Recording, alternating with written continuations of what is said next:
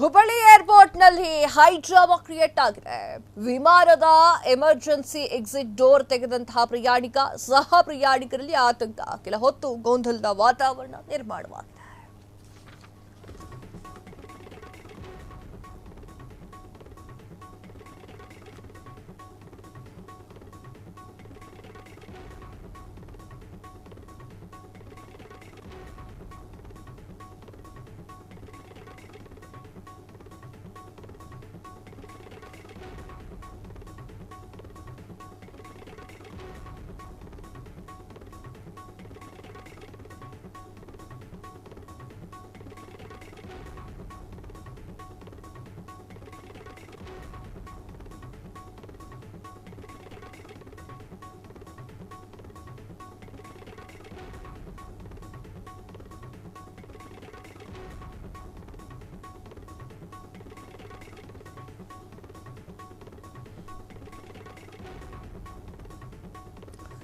ಹುಬ್ಬಳ್ಳಿ ಏರ್ಪೋರ್ಟ್ನಲ್ಲಿ high drama. ವಿಮಾನದ emergency exit door ತೆಗೆದಂತಹ ಸಹ ಪ್ರಯಾಣಿಕರಲ್ಲಿ ಕೆಲ ಹೊತ್ತು ಆತಂಕ, ಗೊಂದಲ.